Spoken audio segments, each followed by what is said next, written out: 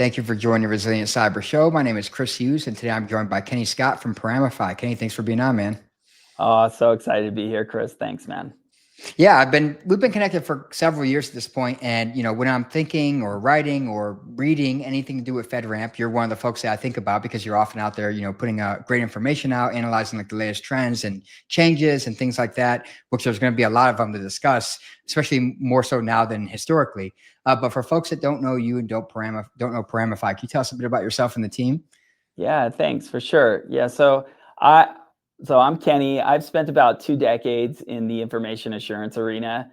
So watching organizations waste massive effort on documentation that doesn't actually improve security. So that Paramify kind of was born out of the ashes of what I call like activist rage. Right? Seeing, brilliant engineers spending weeks writing narratives and trying to understand control language, and they're writing narratives about firewall rules instead of actually implementing great security. So our team includes lots of people who've actually been through typical commercial compliance programs in enterprise.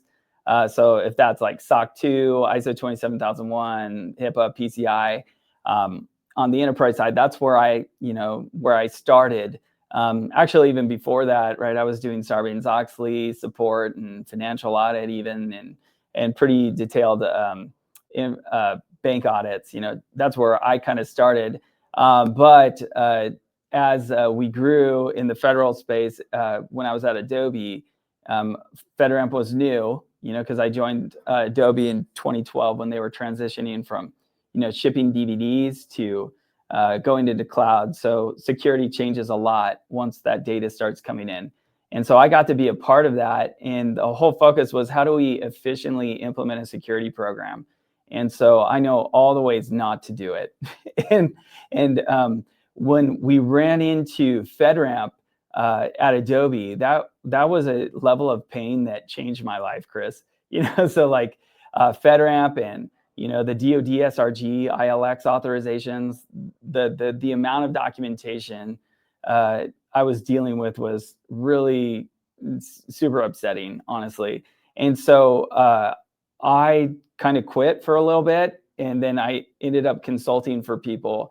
And so I built Paramify as a result of client engagements. And so I want it to be an Iron Man suit for GRC professionals, helping smart people move faster. So not replacing their judgment with like black boxes, but we started doing automated ATO deliverables.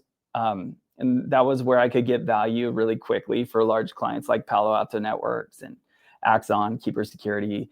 And so the goal was like to get really high quality documentation representing, their risk profile.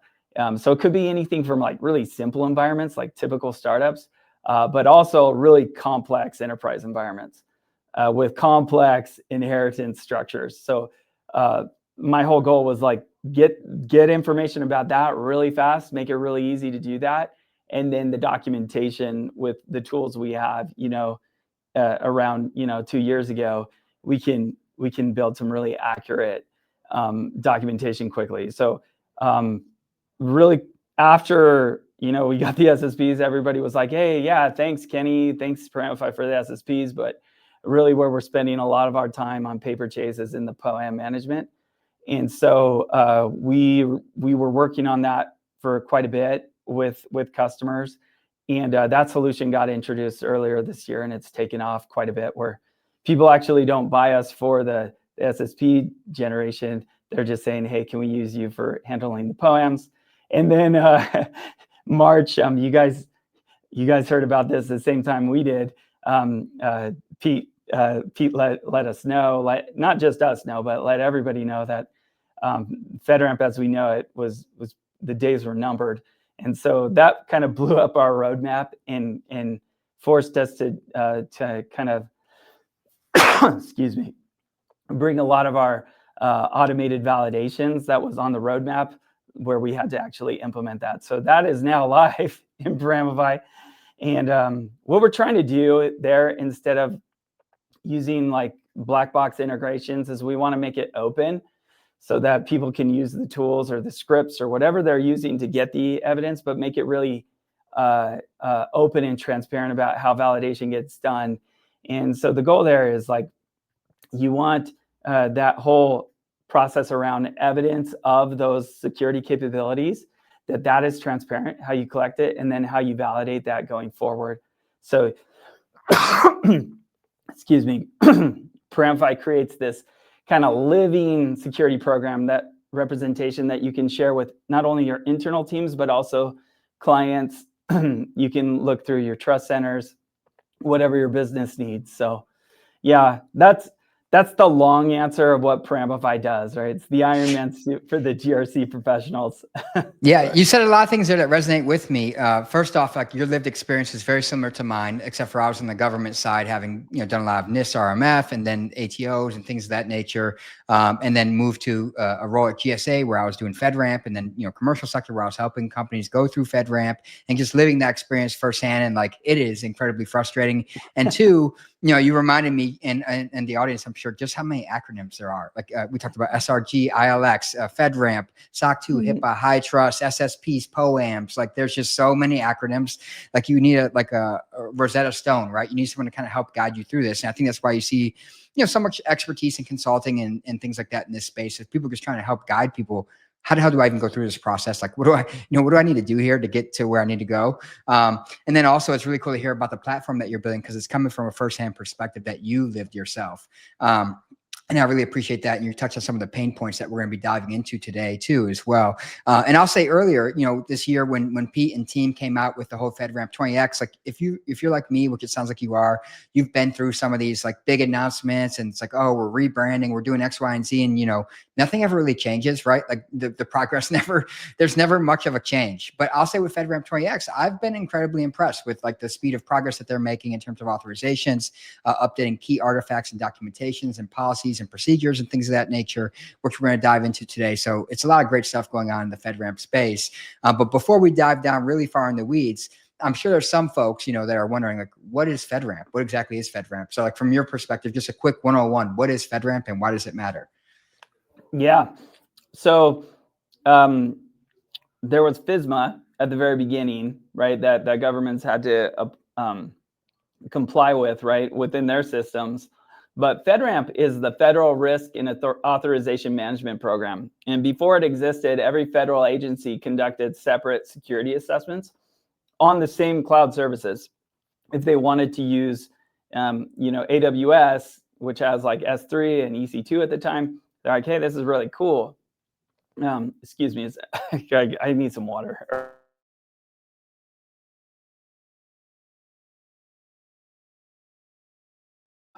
Man, sorry. You're fine. You're fine. Go ahead. Yeah. So we had this FedRAMP, instead of doing these authorizations on AWS over and over again, FedRAMP aimed to create this do once, use many times framework. So one really rigorous security authorization that all 100+ federal agencies could trust and reuse. And so it had the 3 different profiles from the NIST 800-53 catalog. There's FedRAMP Low, which was 125 controls, and most of them, could be taken care of, transferred to the AWS things. But then there's Moderate, which was 325 controls, but is really more like 700 requirements with all the detailed requirements under AC2, for example, as A through L. And then FedRAMP High was 421, but really like 800 requirements. Again,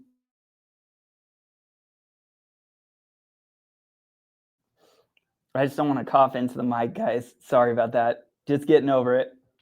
So why it matters. So for government, agencies adopt a modern cloud solution without redundant reviews.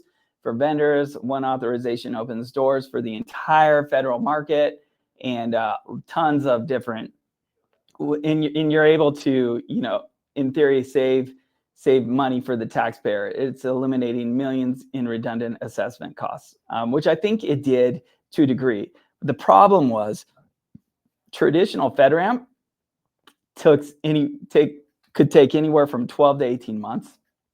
But about 200 to 500K just for the assessment. Sometimes it's not uncommon to be in the 7 figures for assessment budgets. And then that's not including actually prepping for it and maintaining it and having people who understand how to navigate the FedRAMP program, right? So really only large enterprises could afford it, with few exceptions that, smaller companies that were all in on FedRAMP, like so for us, for example. And I think that's because you're forced to describe an environment that existed maybe for 10 months ago, and and it needs to be reflected in like some legacy documentation package. It's Pete said, like, the idea is that you create this system and you fire all your devs and you ship it out to sea and it never changes again, and that's just not the reality, right? So that is where, like, what FedRAMP is, and I think kind of why it's changing. Yeah. I think that, you laid out all the things that FedRAMP was supposed to be. It was supposed to reduce burden, make it easier, reduce costs, make it easier for, federal mission owners, stakeholders to get access to commercial technologies and cloud native services. It was, all these things that it was going to do. Arguably, maybe you could say it did some of them, but I'm a little bit cynical. And I think that, after a decade, we had a few hundred authorizations in a market of tens of thousands of cloud native services and offerings. It was incredibly cumbersome, incredibly costly. It was cost prohibitive for many small businesses, to get into the space and kind of go to the federal market because of those aspects. It kept innovative cloud native services and offerings from federal stakeholders and on downstream, warfighters, citizens that depend on digital services. And I can go on and on and on. I have a bit of a cynical take of how it did. But that was then. Now we're on FedRAMP 20X. And as I said, there's some incredible progress being made there. For folks not familiar with FedRAMP 20X, what exactly is it? Why was it needed? And what are we seeing so far? Yeah. So, and I agree with everything you said, Chris. Like, FedRAMP 20X is the most, I would say, significant modernization since the program launched in 2011, to be clear. 20X to me, I think the idea is 20X is supposed to mean that it's kind of future-proof, right? In 2030, for example, the idea is that 200 or 500 different cloud services are used by an agency at one time, and it's like normal to decommission and recommission services. And the old program was not supportive of that. And they also want those authorization decisions to be happening really quickly, like in under 30 days. And so 20X can mean it's 20 times faster authorization in weeks instead of 12 to 18 months. So it works there. But also I think of like 2030. It's a complete reimagining of the machine readable evidence instead of PDFs, real-time continuous monitoring instead of annual audits, and automated validations instead of manual documentation review. So what was broken before, right? The paperwork problem. CSPs, I have clients that had literally like 3,000 plus page SSPs describing their system. And having this requirement to make sure that that's complete and accurate is like a challenging thing. Is it possible? That's kind of where we came in, and we could say, well, it's possible, right? But you're definitely going to have a lot of repeats. Like, for example, you're going to be forced to describe your Okta implementation and the 10 different capabilities it implements, like in 67 different places within like your IL5 package, right? So explaining 400 pages across over 800 requirements across several different enclaves. Usually we have complex IT and infosec enclaves, and then there's product organizations that are leveraging those services that those integration teams do. So change management is just like almost impossible, right? So that's the paperwork problem. The static assessment failure, right? So annual assessments create a secured for one day problem, or the only thing that's true on your SSP is the date that it was stamped, right? Because everything's changing in your cloud environment. So you're going to pass your assessment, then you drift for 11 months, and then they're saying like, hey, what changed from the last time? And there's no real-time visibility. There's no continuous validation. The control fixation. Organizations optimize for, we documented it well instead of we secured it effectively. And so auditors checked if documentation matched control language, not if security actually worked. So that's a problem. And then obviously the market access barrier. Only companies with hundreds of millions in revenue could really afford FedRAMP, honestly.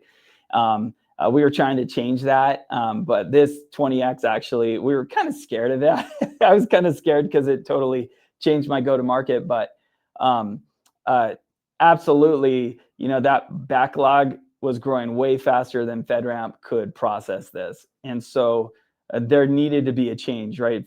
Pete's budget he talks about this a lot lately. Like you went from here was your budget, and then with the efficiency push, with the new administration, that budget got chopped, and instead of doing 50 authorizations a year, Pete's boss was like, hey, how could we have 50 authorizations a week? How could that happen? And so it's a complete paradigm shift. You have to change it. And he didn't have the resources to do it, so he came out to the cloud services right here. That's the whole phased rail out of FedRAMP 20X. So I will say one more thing. The M2415 gave FedRAMP the explicit authority to innovate beyond the traditional NIST 800-53 controls. So this was before the new administration came. And so that kind of gave them the ability to ship a whole new approach. And so here we go. We're in the middle of it right now. You covered a lot of ground there and so many excellent things. And I feel like FedRAMP 20X is kind of a microcosm of the broader GRC engineering, kind of momentum that's in the broader industry, whether it's SOC 2, HIPAA, High Trust, FedRAMP, NIST, RMF, you name it. Like, the GRC community, at least some people in the community are kind of making this push that, hey, we should have machine readable artifacts. We should have automated assessments. As you point out, we did these annual assessment cycles where it's like, I have 5 kids. I think you have 5 kids. It's like, their room might have been clean today, but that's no indicator of what it'll be for the next 364 days. And that's not how malicious actors work in a digital environment either. It just never made sense. And it was all going on while the federal community itself was, adopting cloud, adopting SaaS, adopting microservices and Kubernetes and containerization and agile software development. And it just did not make sense. It's like this bus, moved on, DevOps and all these things. And like GRC just did not get on the bus. We were just still living in the dark ages with stacked documentation, snapshot and time assessments, all these problems that are now being addressed by FedRAMP 20X. And, like I said, GRC engineering as a broader kind of movement. And as you talked about here, they are taking an agile kind of iterative approach here with the phase assessments. So I want to ask you, I know they did phase 1. If I'm not mistaken, they actually recently kicked off phase 2 with a subset of, kind of participants. What are the phases exactly? What are we seeing happen there? Yeah.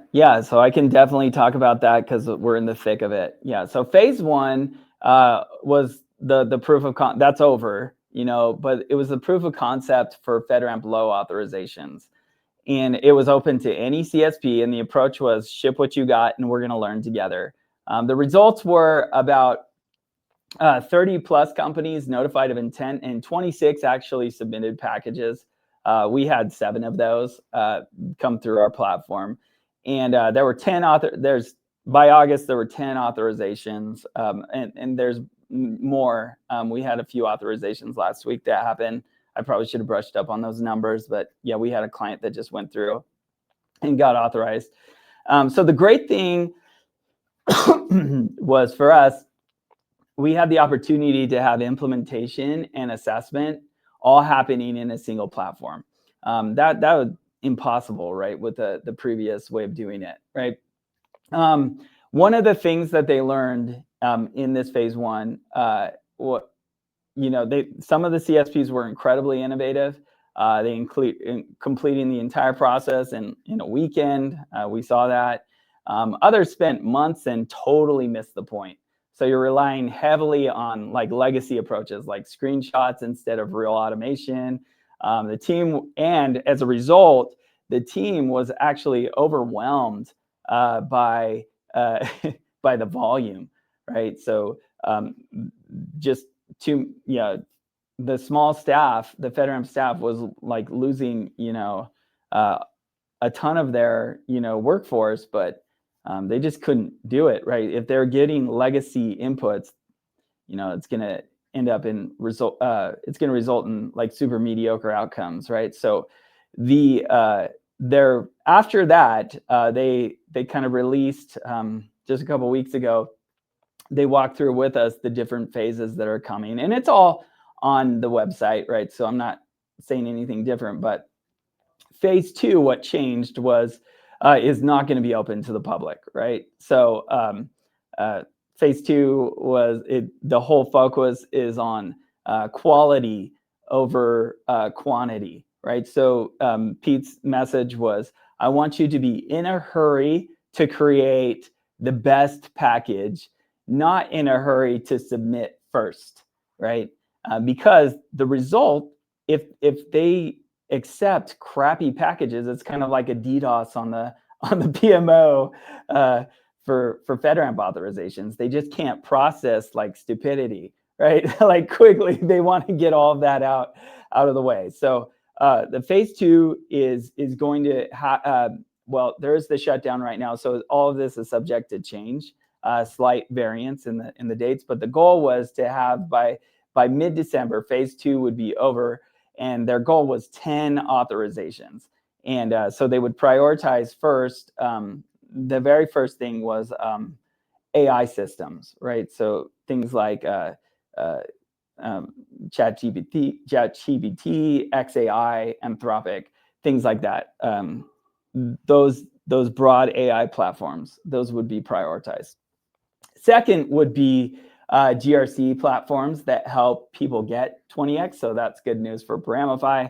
And then trust centers, right, which we also do. So that's phase 2. The aim is to finish by the end of this year. We'll see how that happens. We'll see what happens with the shutdown and everything.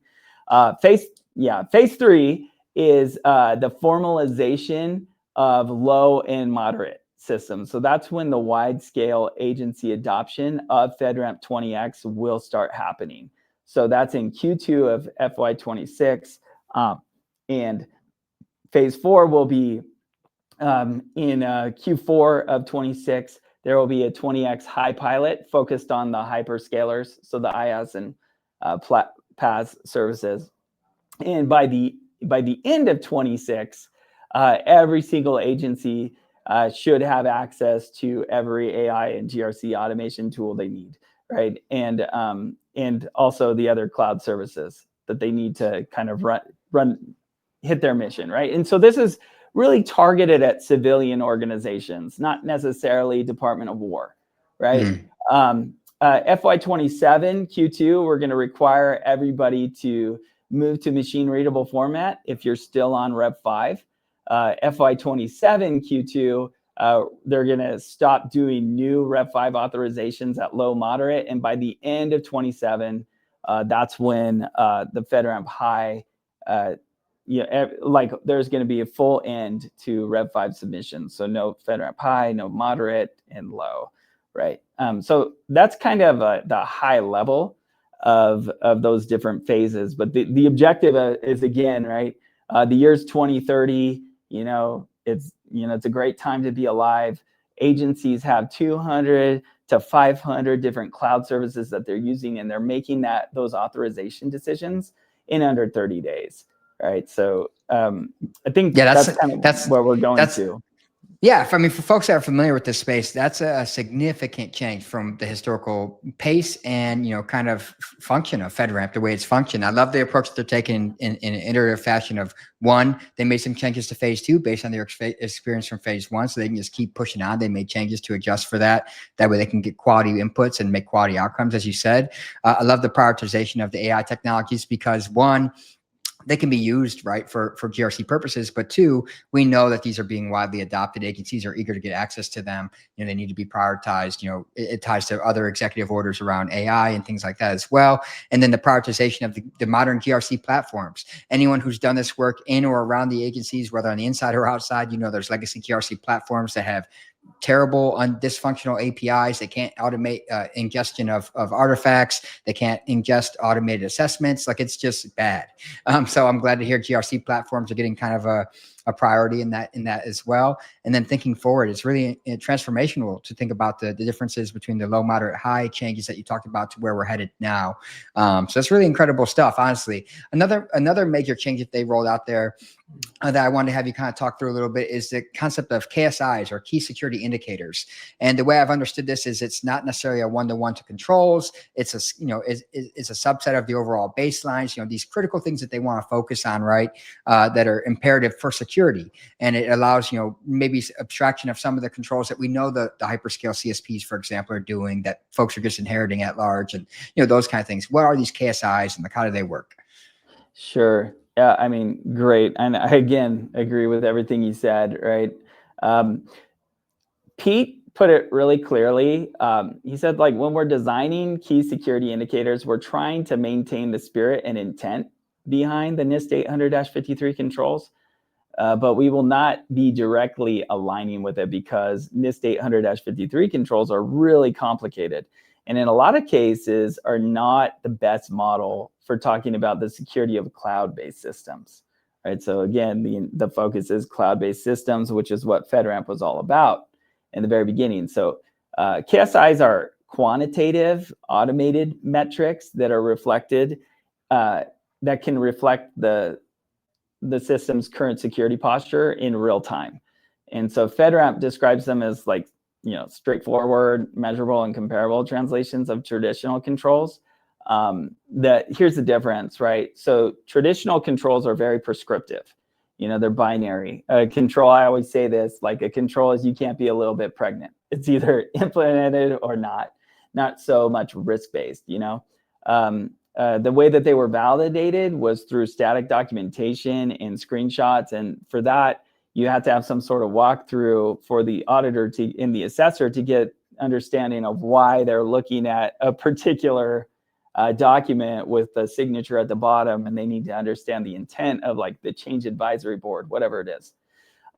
It's a manual review at a point in time, and there's hundreds to thousands of pages required for that, because the agency is trying to get the understanding of what is the solution and how is it implemented. Here's how we implemented it, and it's going to be different than another agency. But KSIs are different, right? They're meant to be continuous, real-time performance indicators.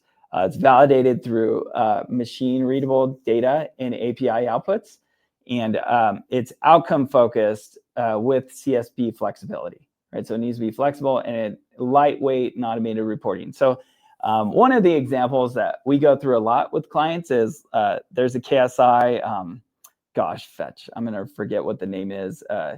It's the encrypt everything one. Anyways, there's a KSI that says encrypt everything. I'm actually going to pull it up so that I know what I'm talking about real quick, because I forget things pretty quick. Let me just look at this. I wish I could. Yeah. So SVC, Service Configuration Validations. Okay. So that KSI is encrypt or otherwise secure network traffic. And at first, when I was talking to my security engineer, he was like, "Oh yeah, so that's like this security capability around firewalls." I'm like, "Yeah, that's maybe part of it, but we need to look at the whole data flow when we're talking about encrypting or otherwise securing the network traffic." So we're looking at SSL at the load balancers. We're looking at SSL at RDS, at the S3 buckets within our application itself. How are we encrypting that the flows from the different jumps? And so, like you kind of mentioned that it's this many-to-many mapping, and for us, it's always been that way. It is you don't do 800 requirements. You do maybe 50 with some nuance for how those things are implemented. And so we want to be really good at describing how those KSIs are implemented on every component.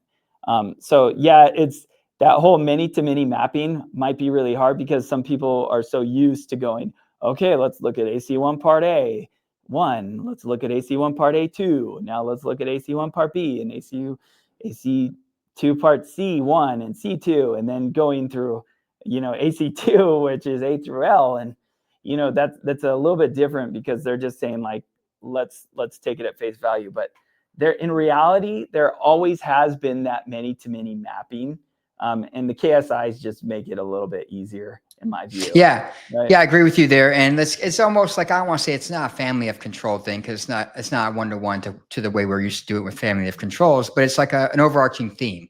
Encryption, for example, right? And that ties to many things in terms of configurations, data at rest, et cetera, data in transit, on and on and on. And like, so you do have that many-to-many kind of, functionality kind of rolling out in that concept of KSIs. And I think it lets focus on the most critical aspects of the system from a security perspective initially, right? Versus, every single exhaustive control, as we talked about in the earlier part of the conversation. Another aspect of this that I've been really excited to see, and I did a blog on myself recently, is when it came to vulnerability management. And this is I've written a book on, like, the industry itself, commercial industry, has started to move towards more risk-based vulnerability management, looking at factors like known exploitation, exploitability, reachability, business and organizational context, mitigating and compensating controls, like all these things, right? But when it came to FedRAMP, and honestly, RMF is still the same way in most cases, is like, it didn't take any of this nuance or context into consideration. It was just CVSS base scores and kind of this blunt instrument of criticality, whether it was known to be exploited, likely to be exploited, whether it's even run as reachable at runtime, you name it. All these kind of factors just weren't accounted for. So what are some of the major changes that they've rolled out as part of their vulnerability management, aspect that they put out recently? Yeah. So I just did a quick little thing with Mike, kind of tongue in cheek, like almost everything we do is like tongue in cheek. What they're trying to do there with respect to the vulnerabilities in particular, there's is this likely exploitable vulnerability, right? How can you exploit this? Are there known exploitations of this right now? So if there were no mitigations in place, can you exploit this vulnerability? Okay, so that's the first thing. And then it was the internet. Is it a IRV, right? Internet Reachable, for example. Reachable, yeah. The internet reachable vulnerability, right? And so a lot of times what you had with the traditional process is people would get these highs, and then they go through a complicated risk reduction which had to get approved. Their excuses or their deviation requests had to get approved by the PMO, right? And you could say, hey, this isn't internet reachable, so we need to kind of we're going to reduce the risk on this particular vulnerability. And so they spend a lot of time doing that. But we put that at the very beginning. Is this likely exploitable, and is it internet reachable? And if that is the case, we do not want to wait 30 days, to fix that particular vulnerability, right? So there are 5 different levels. Again, I think that it could be fewer, but I think 5 different levels, right? So N1 being like a low pain level through N5, right? And so I asked Pete what this means in the I call it the Vader standard, which he started using the Vader standard, VDR. Those different levels, the level of pain, determines how quickly you're going to need to exploit something. So if it is this is brand new, right? And this is going to be really challenging for a lot of organizations. If you have an N5 lever, that's what I'm calling it, right? The N5 lever, that's extremely that's an extremely important thing to implement. So if it's a high impact system, the expectation would be that you remediate that within half a day, right? So if you, as soon as you know about it, it's drop everything, and your SLA with FedRAMP is get that fixed in half a day. If it's a low impact system, you have 4 days, I believe, right, to remediate that particular vulnerability. There has been this talk about FedRAMP 20X being a step back in terms of security. Absolutely not. You know, it's putting a lot of pressure. I just want to comment on that real quick, because like that's nonsense, in the sense that, like, these SLAs that we used to have to adhere to, they had no organizational or environmental context. Like, and not only that, but no one was actually meeting those. They were poeming many of the things because they simply couldn't meet it to begin with. This is focusing on actual risks to the organization, the environment, the downstream customers of the CSP, et cetera. So yeah, sorry, I just don't agree with that. Yeah. Absolutely. Yeah, absolutely not. Right. So like it's really hard. It's going to be hard to implement these changes, but it's really what's required. And so the idea is that if we can basically make all of the old approaches obsolete, and we can say, you don't have to do those anymore, right? You don't have to describe the maintenance controls in NIST 800-53, or media protection, or physical and environmental protection, right? You don't have to go into the details there if you are using these hyperscalers, right? Which most of us are, right? You're not going to have to spend so much time doing that. You can spend time doing exactly how do you implement security, right? And make it flexible. And so the hope is that we can cut out a lot of the things that don't add any value to your security program, and you can focus on what really matters, right? So if you have something that's obviously going to cause a critical impact to an organization that's using your CSP, where all of the data gets leaked, and or you're not going to have availability of the service for longer than a day, you need to remediate that as soon as possible. So I think it's great. Yeah, that makes sense to me. I'm curious. Another thing I was thinking about as we kind of wrap up the conversation here is, we talked about other compliance frameworks, particularly in the public sector. There's FedRAMP, of course, but there's NIST RMF, there's CSF, depending on the agency and how they approach, compliance and risk management. As we look at some of the changes that FedRAMP is making around automated assessments, machine readable artifacts, risk-based vulnerability management, key security indicators, some of the things that we've covered here in the conversation, modern GRC platforms, like we've covered a lot of ground. Do you see some of the other public sector compliance frameworks and programs starting to adopt some of these things, or at least looking at FedRAMP as an example of, okay, hey, maybe we need to innovate, maybe we need to modernize as well? Or, what are you seeing out there? Yes, absolutely. I mean, this is a masterclass on how to lead. What we've seen from 20X. We talked to, just this morning, I was meeting with folks from Singapore about how excited they are. They're watching very closely with what happens with 20X. And as we describe what they're trying to do, with their agencies, they're just so pumped up about what's going on. So this really is going to change everywhere. In terms of the big one has been the differences between Department of War and FedRAMP. They're different missions, right? So they're pursuing parallel, not really coordinated modernization efforts. So it creates, I think, some opportunities and challenges. And I know that they talk together and they collaborate. There's definitely, on the FedRAMP board, there is representation. And so, but they are different missions. So civilian agencies are not going to have the same responsibility, the same expectations as Department of War, right? So DoD's, faces a lot of adaptation challenges. So historically, it's used FedRAMP as its foundation, and it's not going to have the same reciprocity. So it's going to take some time, I think, there. And what we saw with IL5, there's a lot of increased controls in NIST 800-53. So it feels like they're going a different way. I'm curious to see what changes there. But ultimately, if people can focus, I think the opportunity is if you can actually implement the KSIs and do it well, I think that you have a great opportunity with modern platforms like Paramify, where you can still handle all of those deliverables, which some people actually need. And I get it. They need it in the way they get it.